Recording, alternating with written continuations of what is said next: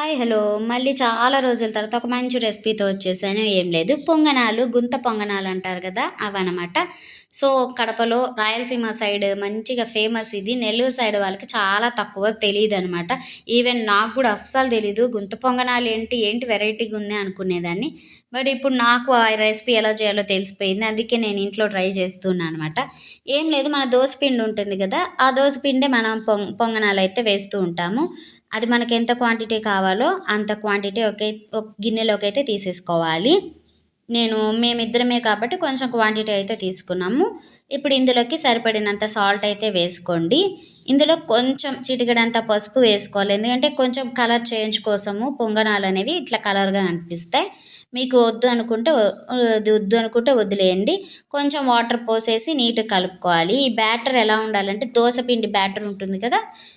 కొంచెం పల్చగా ఉండాలి. మరీ చిక్కగా కాకుండా ఇలా నీట్‌గా మొత్తం మిక్స్ చేసేసుకోవాలి. ఉప్పు, ఆ పసుపు నీట్‌గా కలిసిన తర్వాత ఇప్పుడు ఇందులోకి మనం ముందుగా కట్ చేసుకున్న ఆనియన్స్ అనమాట. మీకు ఆ క్వాంటిటీ తగ్గట్టు ఎన్ని కావాలో అన్నయితే వేసుకోండి. నేను ఒక పెద్దదైతే ఆనియన్ కట్ చేసి వేసుకుంటున్నాను. చిన్న చిన్న ముక్కలుగా వేసుకోండి. కొంచెం దాంట్లో ఉడకడానికి సరిపోతుంది. అలానే కొత్తిమీర, కరివేపాకు ఏమున్నా కొంచెం చిన్న చిన్న పీసెస్‌గా కట్ చేసి వేసుకోవాలి. ఇదంతా ఇప్పుడు బాగా మిక్స్ చేసుకోవాలనమాట. మీకు కావాలనుకుంటే మీరు ఇందులో పచ్చిమిర్చి వేసుకోవచ్చు. ఇంకేవైనా క్యారెట్ కానీ, ఇట్లాంటివి ఏమైనా కావాలి పిల్లల కోసం అనుకున్నప్పుడు అవి కూడా మీరు వేసుకోవచ్చనమాట. నేనైతే అవన్నీ స్కిప్ చేసేసాను. ఇప్పుడు ఈ బ్యాటర్ ఎలా ఉండాలి ఏంటనేది మీకు ఇప్పుడు చూపిస్తాను చూడండి. నీట్‌గా మిక్స్ చేసుకోవాలి. ఇది ఇప్పుడు ఒక 5 నిమిషాలు, 10 నిమిషాలు పక్కన పెట్టేయండి. ఎందుకంటే ఆ ఉప్పు అవంతా కొంచెం నీట్‌గా కరుగుతుంది కాబట్టి. ఈలోపు మనం మన గుంత పొంగనాలకి పెనం అయితే పొయ్యి మీద పెట్టేసుకుందాము. చూసారా పెనం అయితే ఇట్లా పెట్టేసుకున్నాను. ఇది హీట్ అయిందో లేదో చూసేసుకొని ఇందులో కొంచెం లైట్‌గా ఆయిల్ అయితే స్ప్రెడ్ చేసుకోవాలి స్పూన్‌తో. లైట్‌గా చాలు, ఎక్కువ ఆయిల్ అయితే వేయకండి.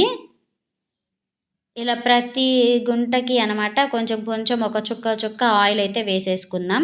ఈ ఆయిల్ కూడా కొంచెం హీట్ అయిన తర్వాత ఇదిగోండి పిండి కొంచెం మరీ గుంత నిండా వేయకుండా కొంచెం వెల్తిగా వేయండి. ఎందుకంటే అది కొంచెం ఏమంటారు ఉడికిన తర్వాత కొంచెం పొంగినట్టు పైకొస్తుంది. సో, అందుకని కొంచెం నిండా వేయకుండా కొంచెం తక్కువే వేసుకోండి.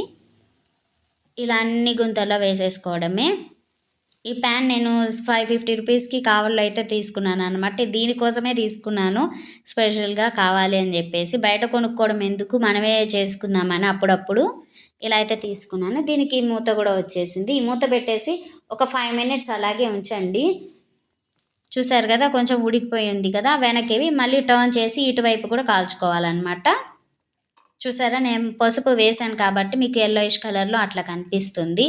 పిల్లలకి కొంచెం కలర్‌ఫుల్‌గా కనిపిస్తే కొంచెం తినడానికి వాళ్ళకి బావుంటుంది గదా! అట్లాంటప్పుడు ఇట్లా పసుపు వేసుకోవడం మర్చిపోకండి.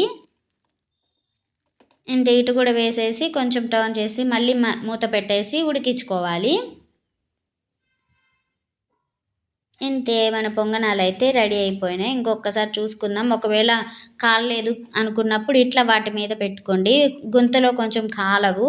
సో, ఇట్లయితే తీసుకోవాలి. ఇంకా ప్లేట్‌లోకి సర్వ్ చేసేసుకోవడమే. ఇవి 11 అయితే వచ్చాయన్నమాట మాకు. ఇలా 2 సైడ్స్ నీట్‌గా కాల్చుకోవాలి. ఇవి పిల్లలకి గానీ, పెద్దవాళ్ళకి గానీ ఈవినింగ్ స్నాక్స్‌కైనా తినొచ్చు. లేదా మార్నింగ్ టిఫిన్ కిందైనా మనం తినొచ్చనమాట.